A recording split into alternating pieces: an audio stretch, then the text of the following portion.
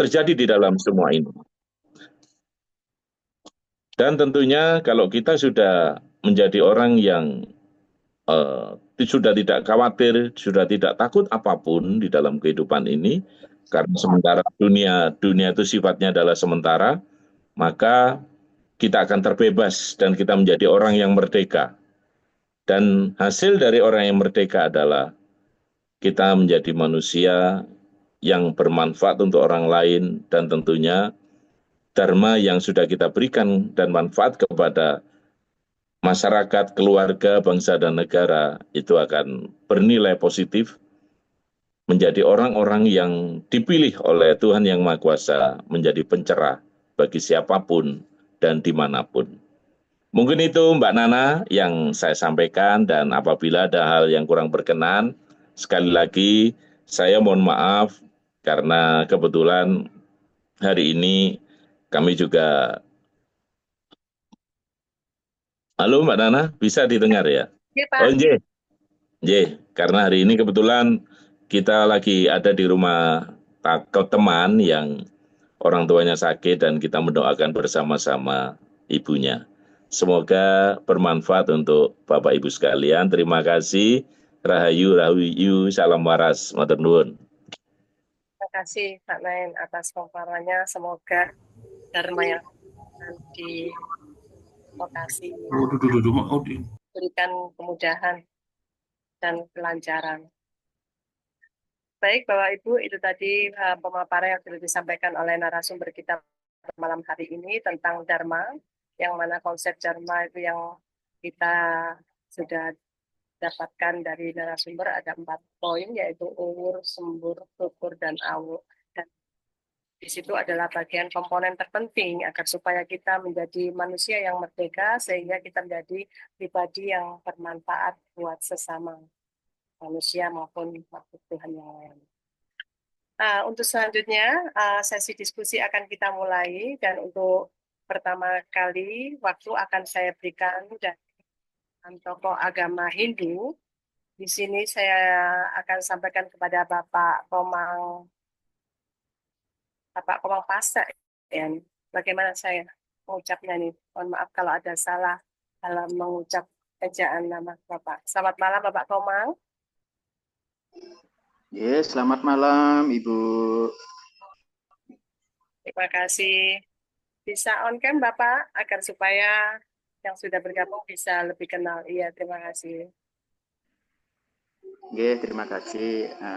Saya sampai larut tadi saking luar biasanya pemaparan dari beliau berkaitan dengan Dharma untuk mencapai pencerahan dalam konteks ajaran Sabdo Dharma. Sampai tertegun saya, tiba-tiba udah waktunya diskusi. Mudah-mudahan di lain kesempatan bisa kembali untuk disampaikan. Berkaitan dengan Dharma dalam ajaran Hindu khususnya, Dharma ini kan sangat luas sekali. Bisa didefinisikan sebagai suatu kewajiban, dasar, fondasi, kebijaksanaan, dan lain sebagainya. Namun dalam hal ini saya akan menyampaikan 3 poin. 3 poin saja berkaitan Dharma yang begitu luas dalam ajaran agama Hindu. Yang pertama, kalau kita lihat Dharma dari jenisnya ini ada 2, Dharma agama dan Dharma negara. Artinya setiap insan, khususnya umat Hindu, ini seyogianya memahami kewajiban dirinya pada agamanya, begitu pula kepada negara. Karena kedua hal ini harusnya berjalan seiring, tidak saling bertentangan. Manakala setiap insan Hindu menjadi satu insan yang bakti pada agamanya, otomatis ia juga bakti kepada negaranya. Begitu pula sebaliknya, artinya tidak menjadi bertentangan ketika seseorang begitu teguh dan bakti pada agamanya, kemudian dia mengabaikan apa yang menjadi kewajibannya dalam hidup sebagai warga negara. Kemudian bagaimana Dharma itu digambarkan dalam agama Hindu? Ini saya kutipkan dari Waraspati Kalpa. Waraspati Kalpa ayat 25 yang dalam bahasa Jawa kunonya, Sileung mangarakse rahayu, yadnya ngaraning mah handaken ya komo. Tape ngarani yo umati indriya tan wineh ring wisi. Dana ngarani wineh yo ngarani wiku anasake biksu ngarani yang diksike. Yoga ngarani yo megawe semani. Nihan pratyani dharma ngarani nihan tanjenan ngarani. Kalau ini diringkas itu ada 8. Mohon maaf saya ralat, ada 7. Ada 7 penyangga dharma. Yang pertama itu sila. Sila ini perilaku atau etika. Kemudian yang kedua ini adalah yadnya. Tadi kalau kita bicara sila atau etika kan nyambung ya, tadi telah disampaikan oleh narasumber bagaimana seharusnya kita berlaku baik bagi diri ataupun kita sebagai bagian dari masyarakat. Kemudian yang kedua ini yadnya, persembahan, pengorbanan kepada sesama. Kalau yang dalam Hindu ini dijabarkan dalam Pancayatnya, persembahan kepada Tuhan, kepada para maharsi, guru-guru suci, persembahan kepada sesama manusia, persembahan kepada alam, dan kepada para leluhur. Kemudian yang ketiga ini adalah tapa. Kalau tadi dalam bahasa Jawa kunonya, tapa ngaraniya umati indria. Artinya di sini bagaimana kita mematikan indria dalam tanda kutip pengendalian diri. Ini adalah penyangga ketiga dari dharma. Kemudian yang keempat yaitu adalah dana. Dana artinya kedermawanan kita. Bagaimana kita senantiasa dapat berderma kepada sesama. Kemudian ada yang namanya prawayat jaya, yaitu menyebarkan kebaikan, menyebarkan ajaran-ajaran dharma kepada semua makhluk. Kemudian selanjutnya ada diksa. Diksa ini penyucian. Senantiasa kita melakukan lelaku atau perilaku penyucian-penyucian pada diri kita.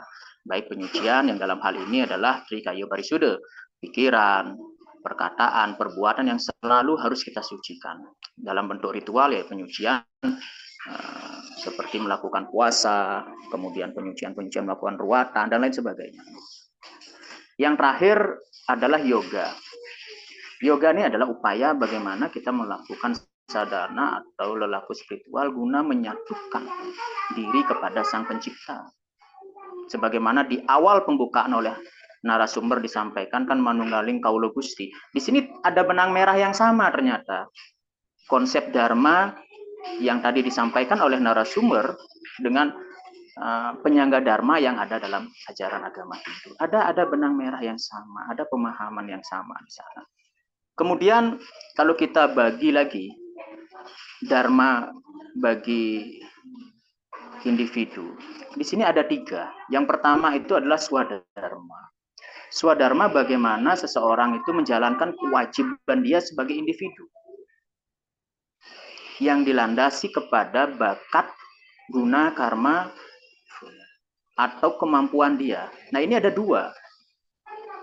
Paradharma adalah kewajiban dia menjalankan lelaku untuk mempertebal serada baktinya atau iman takwa ya, kalau bisa dipersamakan dengan di ajaran yang lain.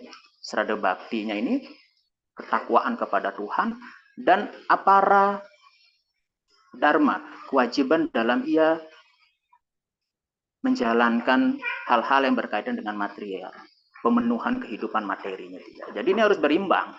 Dharma seseorang sebagai individu itu bagaimana ia dapat menjalankan diri sebagai individu untuk penguatan spiritualnya, begitu pula ke duniawiannya dia.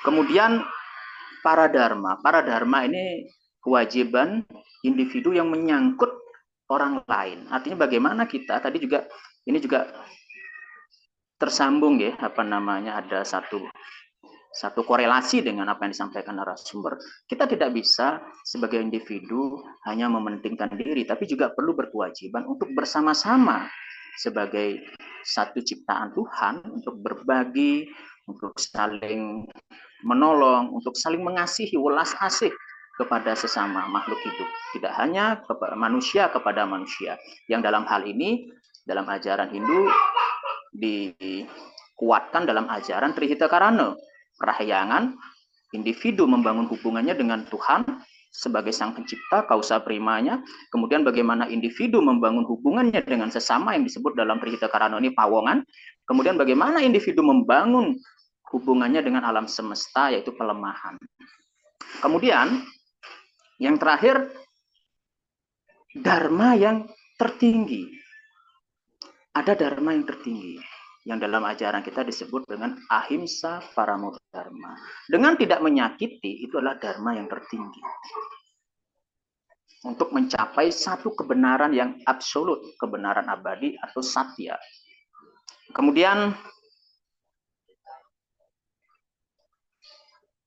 saya kutipkan dari kitab Mahabharata. Dharma ewa hartokanti. Dharma raksata raksitah. Asmat dharma na hanta toyo mano dharma hato wadi. Bila engkau membunuh dharma, maka dharma akan membunuhmu. Bila engkau menjaga dharma, maka dharma yang akan menjagamu. Di sini clear, tidak ada penafsiran bahwa jika kita teguh dalam menjalankan dharma, menegakkan dharma, maka dharma akan melindungi kita. Dan ini sering dijadikan sesanti di beberapa instansi militer, di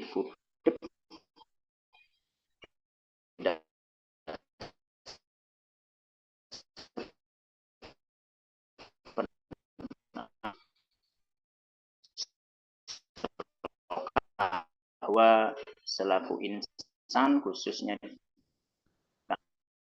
kami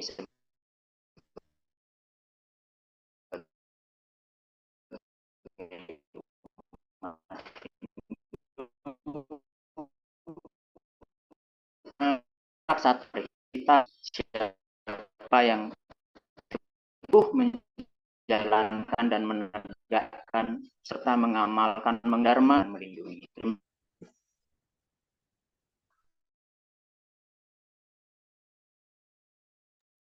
Ya, terima kasih. Saya kembalikan kepada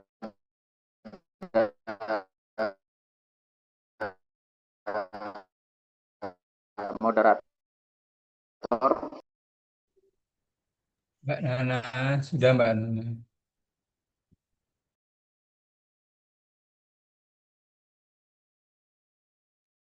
Mbak Nana cik nyambel kita ya. Mbak Nana, sampun Mbak Nana.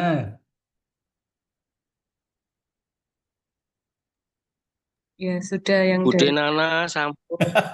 dari Pak Komang Pasek sudah Mbak Nana. Jauh-jauh Suaranya dari Pak belum Komang Pasek ya Mbak Nana. di unmute.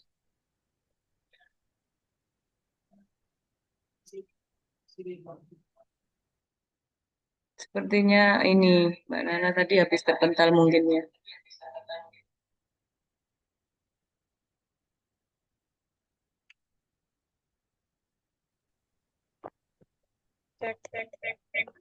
Dinner suhunya Mbak Bulan itu. Suhunya Mbak Bulan. Oh iya, tadi habis terpental Mbak Nana.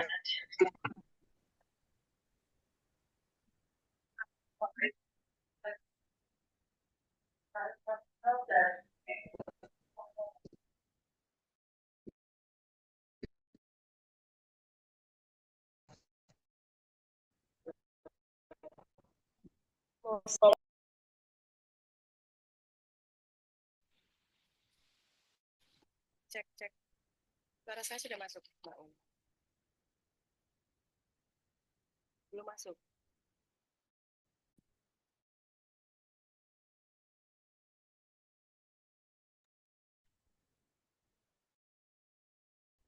Halo, cek. Halo, cek. Oke, sudah terdengar. Baik, terima kasih Pak Komang atas tanggapannya.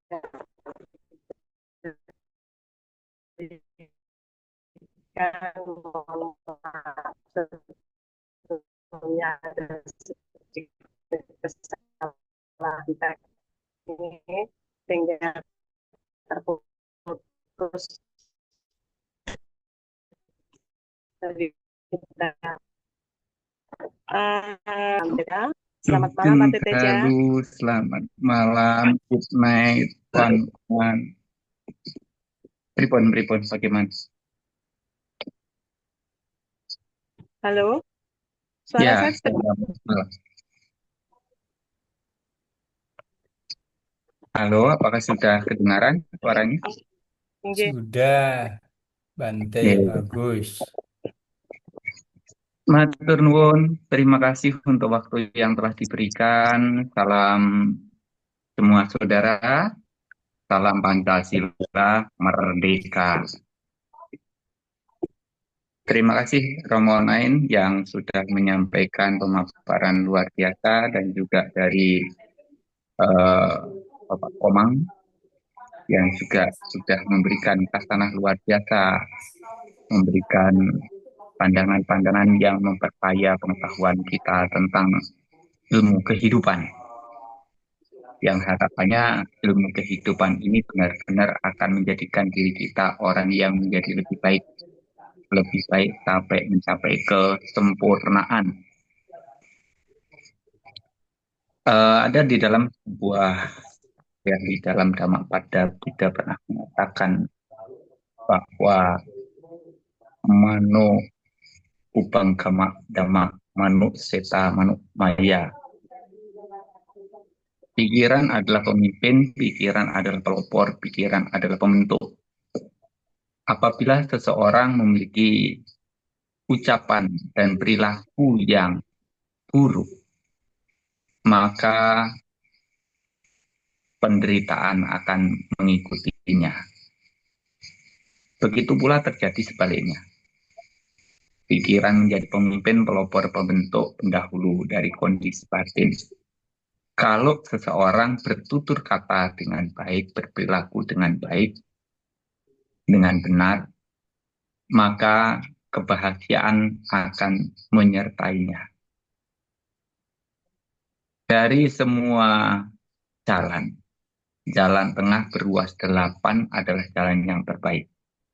Dan dari semua kebenaran, 4 kebenaran mulia adalah yang terbaik. Saya akan sedikit membedah dari karya candi yang saya bikin. Saya kasih nama Candi Manggala. Dan ini berhubungan dengan tema kita pada malam hari ini, yaitu Dhamma menjadi jalan untuk mencapai kesempurnaan, kalau tidak salah begitu ya, pencerahan. Nah, beberapa waktu yang lalu saya sampaikan bahwa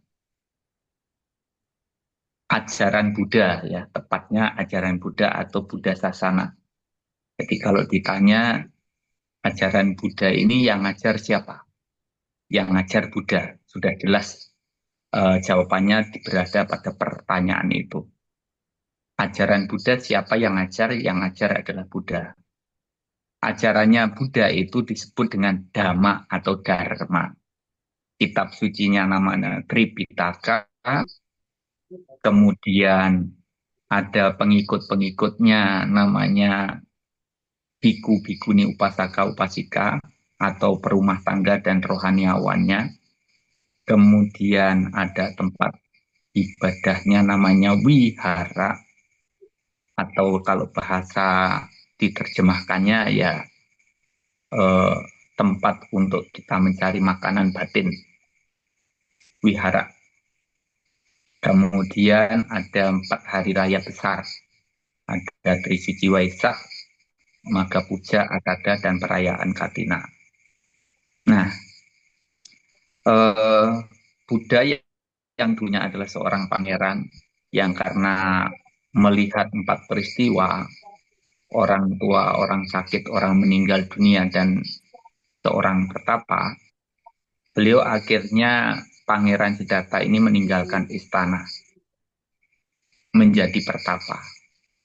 dengan satu tujuan untuk mencari jalan supaya orang-orang bisa mencapai kesempurnaan sehingga bebas dari kelahiran dan kematian. Dan itu saya rasa cita-cita atau tujuan yang mulia sekali.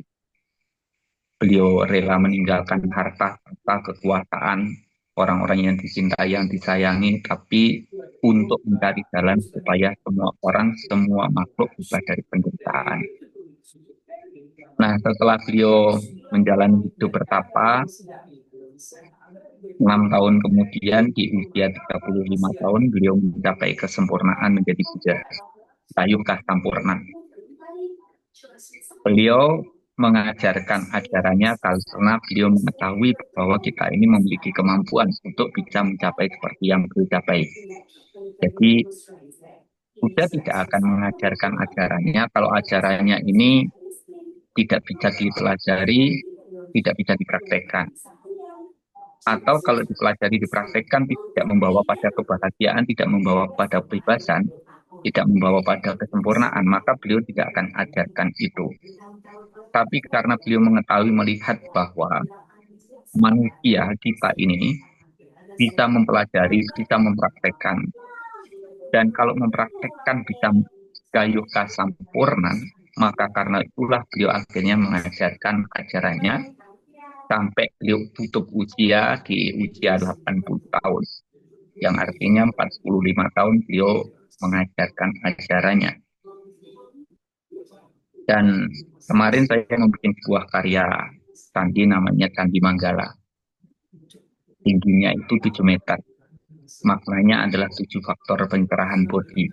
Untuk mencapai kesempurnaan ada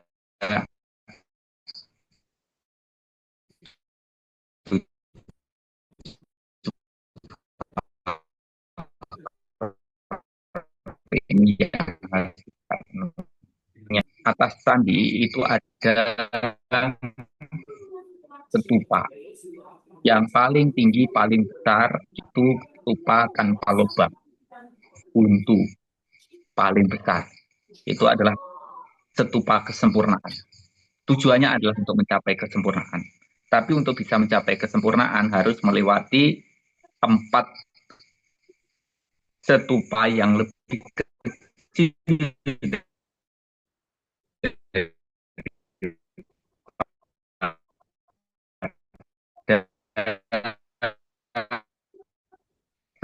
stupa induk dengan posisi lompat yang lebih kecil, jumlahnya 8, dengan lubang yang masih kotak, bentuknya kayak wajik.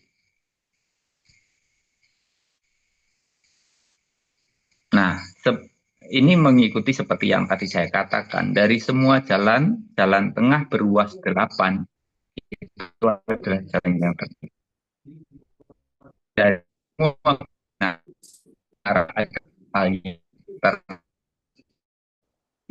jadi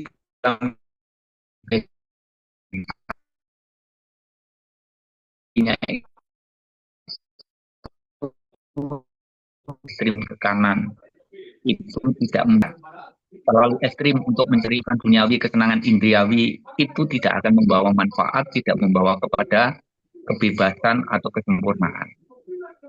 Atau bahkan menyiksa diri, pertapa menyiksa diri, tidak makan, tidak minum, tidak mandi, itu tidak akan membawa kesempurnaan. Itu jalan ekstrim yang tidak mengarah pada pembebasan. Maka karena itu ditawarkan jalan tengah yang siapapun yang melewatinya, ini siapapun. Kalau orang pengikut ajaran Buddha juga tidak mengikuti, juga tidak akan mencapai kesempurnaan. Karena memang ajaran Buddha ini kan bukan agama sebenarnya. Jadi siapapun yang beragama apapun boleh saja kalau merasa cocok dan mempraktekkan, melaksanakan. Karena Buddha juga mengatakan siapapun yang melalui jalan tengah beruas 8 akan ditambah sampurna.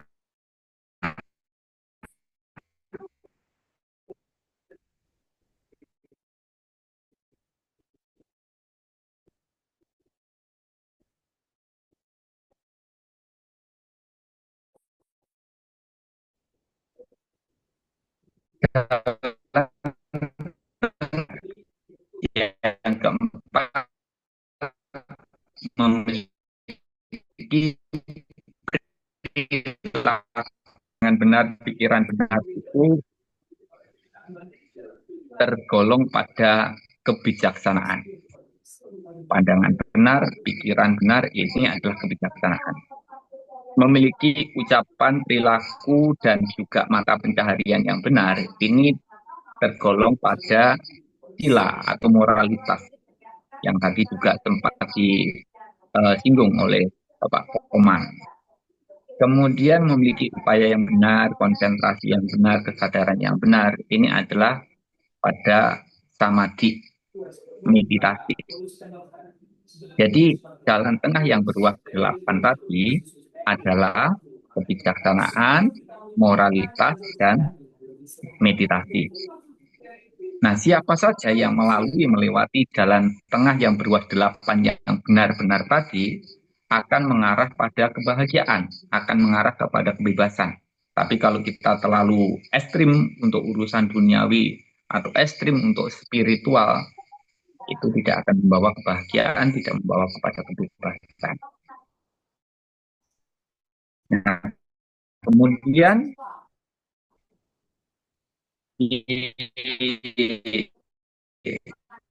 tadi ada upaya kondisi orangnya sudah baik, tapi belum stabil. Sudah mencapai pemasuk arus kesucian. Kalau di dalam buddhis itu ada 4 tingkatan kesucian. Ada sotapana, ada dasami, anagami, arahat. Itu arahat sudah kasampurnan, sudah menjadi Buddha, mengikuti ajaran Buddha, praktek Dharma, bisa mencapai kesempurnaan, itu bisa disebut sebagai sawaka Buddha, karena mencapai kesempurnaan dengan cara belajar dari ajaran Buddha. Nah, ini kondisi yang sudah mencapai pengasuh arus ini sudah bagus, tapi batinnya masih belum stabil. Jadi bentuknya, lubangnya wajib, masih bisa goyang-goyang. Nah, selangkah lagi, kalau kita bisa menembus 4 kebenaran mulia yang digambarkan 4 upaya. Pertama, mengetahui penderitaan. Yang kedua, mengetahui sebab-sebab penderitaan. Yang ketiga, mengetahui akhir penderitaan. Dan yang keempat, jalan menuju akhir dari penderitaan. Nah, kalau orang bisa menembus 4 kebenaran mulia ini, maka dia bisa mencapai kesempurnaan. Maka karena itu, kalau langkah lagi dalam perjuangannya untuk menaklukkan batinnya, bisa gayuh kasampurnan. Nah, memang ajaran budaya disebut memang Dhamma.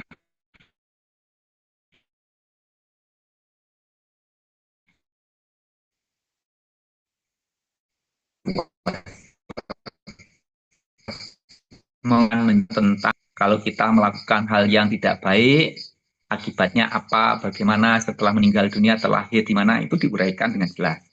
Begitu pula dengan hal-hal yang baik, disampaikan, dijelaskan. Kalau kita melakukan kebajikan, dari mulai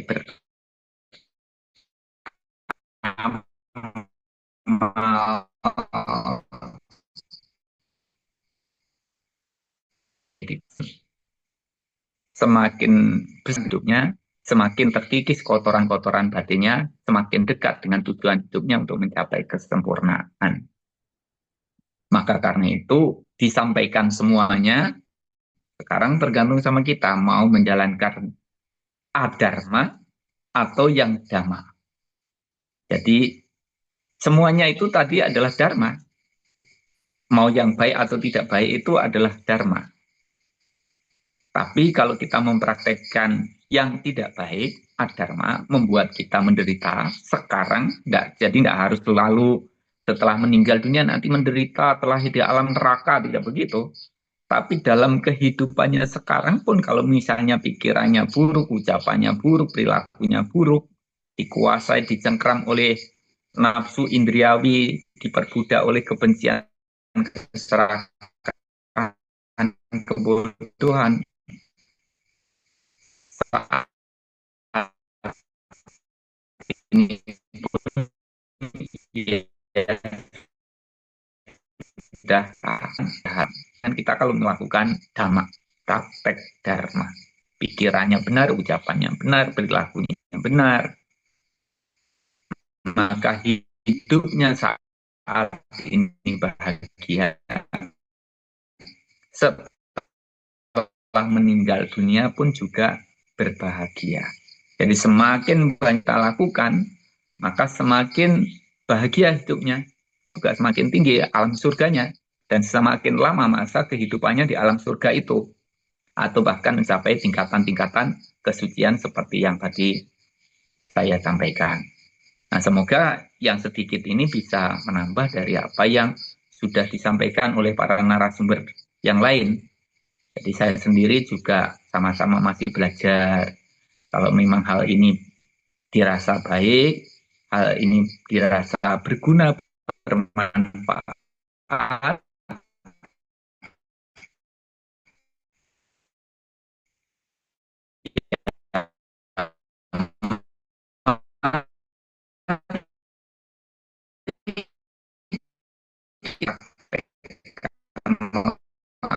sana bagian juga berbahagia dan di atas orang lain ataupun makhluk hidup yang lainnya yang sama-sama ingin hidupnya bahagia seperti hanya kita.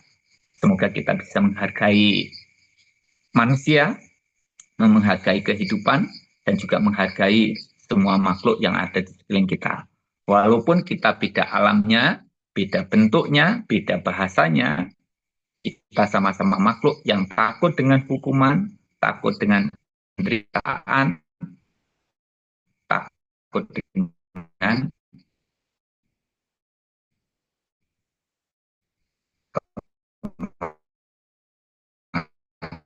ya kalau ingin menjalaninya dan juga sehat kantongnya.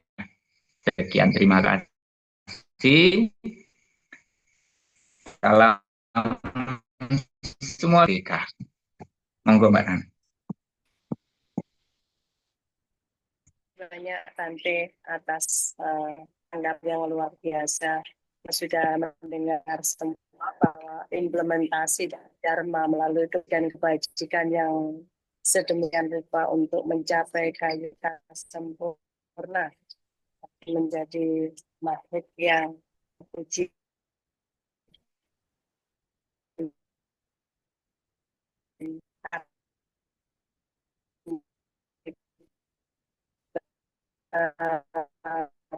bergembira setia memberikan nutrisi-nutrisi rohani kepada kita semua. Amin. Terima kasih Bante. Baik Bapak Ibu, terima kasih karena masih tetap bersama kami di sini. Untuk selanjutnya waktu akan saya berikan kepada perwakilan agama Konghucu. Di sini saya lihat ada Bapak Johan.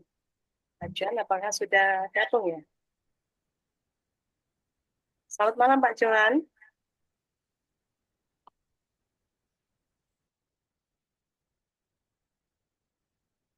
Pak Johannya sudah keluar lagi kelihatannya Mbak Nana. Oh, bisa dengan Bapak Wensek Junarto aja Mbak Nana.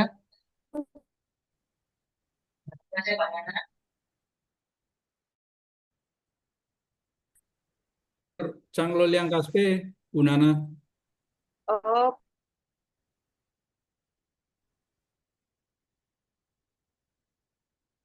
Iya.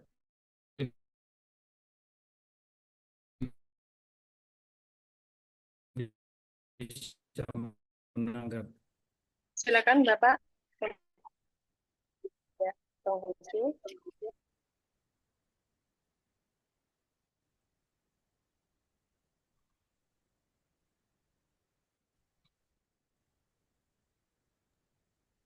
Sepertinya Ibu Liang Kaspe-nya lagi tidak di tempat Pak Junarto.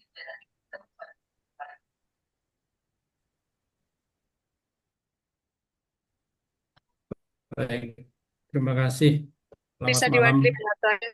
Ya, selamat malam. Salam semua saudara. Terima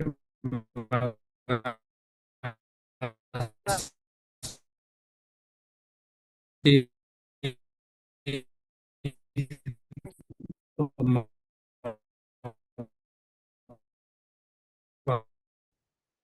Memang kita ada beda-beda sedikit sih. Tadi di teman-teman Bayat ngomongnya Dharma di Hindu juga Dharma, begitu juga di Buddha. Kalau di kami di Konghucu seperti yang ada di salam keimanan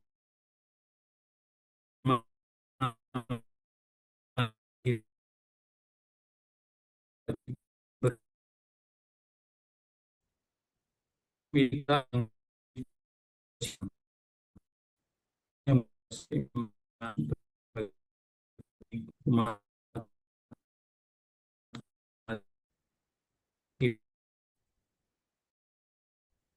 itu melakukan perilaku yang tidak menonjolkan diri kita sendiri, tidak sombong, dan bersikap sopan santun kepada orang lain. Sikap yang selalu merendah. Seperti yang kalau di dalam wawarah itu kita mengenalnya dengan ilmu padi yang berisi. Semakin berisi dia semakin merunduk. Yang ketiga adalah satya, di mana setia kita dan loyal kita kepada Tuhan, kepada bangsa, dan kepada orang tua kita. Yang keempat, dalam kebajikan kita, sifat dapat dipercaya, yaitu berani, jujur, dalam tutur kata, serta dapat dipercaya oleh semua orang dalam kehidupan kita masing-masing. Kebajikan yang kelima adalah susila, di mana dalam praktek kita, kehidupan sehari-hari, kita harus menjaga tata krama, sopan santun kita, baik dalam berpakaian, dalam keseharian kita, termasuk dalam kita melakukan peribadahan kepada Tuhan dan leluhur kita masing-masing. Kebajikan yang keenam adalah kebenaran. Di sini kita dituntut untuk selalu menegakkan keadilan dan kebenaran dalam setiap tindakan kita. Kebajikan yang ketujuh, suci hati, di mana setiap insan harus memiliki hati yang bersih, hati yang tidak tamak, dan selalu menjauhi perbuatan-perbuatan yang tidak baik, yang tidak sesuai dengan iman agama kita masing-masing, norma dan adat yang ada di lingkungan kita masing-masing. Yang terakhir, kebajikan yang kedelapan adalah tahu malu, di mana rasa tahu malu kita atas perbuatan yang salah. Kita berani mengakui kalau kita berbuat salah, dan kita berusaha untuk merubah kesalahan itu menjadi suatu kebaikan. Ada itikad dari dalam diri kita untuk tidak melakukan dan menjadikan kesalahan itu batu loncatan kita untuk menjadi lebih baik. Inilah yang kami imani. Kali lagi terima kasih kepada narasumber, kepada para penanggap. Saya rasa dalam hal ini kita satu pemikiran sama, bahwa setiap apa yang baik dari diri kita, pasti kita akan mendapatkan sesuatu kebaikan dan kebajikan yang mulia untuk Tuhan. Terima kasih Mbak Nana. Salam semua saudara. Salam semua saudara. Terima kasih. kasih Pak Junarto atas tanggapan yang diberikan. Itu tadi kita dengarkan bersama perspektif Dharma dari perwakilan agama Konghucu. Untuk selanjutnya, waktu akan saya berikan dari perwakilan agama Islam. Di sini telah hadir Ustadz Sun Haji MPDI. Kepada Ustadz Sun Haji, dipersilakan.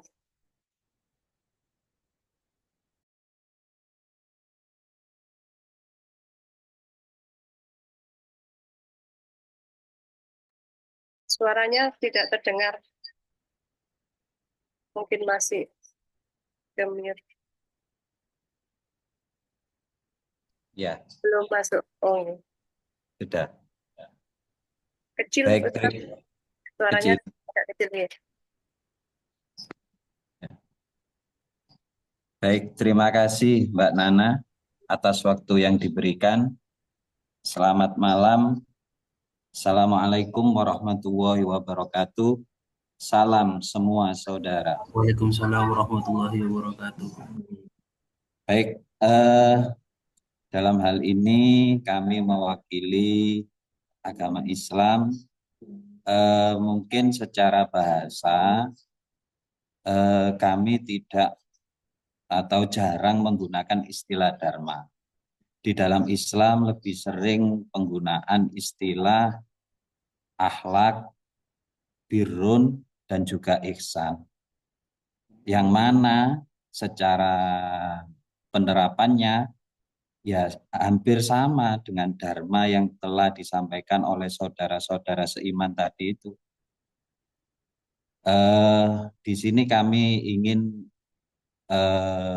mengkaji sedikit tentang 3 hal itu tadi, yaitu akhlak, birrun, dan juga ihsan. Akhlak itu menduduki posisi yang sangat penting dalam Islam. Sebagaimana yang kami ketahui bahwasannya hadis itu menyebutkan innama bu'istu liutammima makarimal akhlak.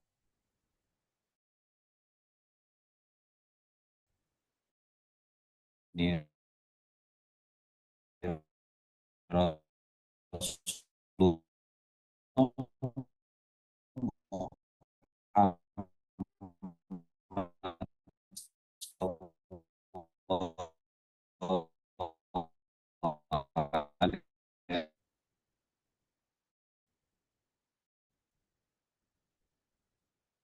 selain untuk menyempurnakan manusia.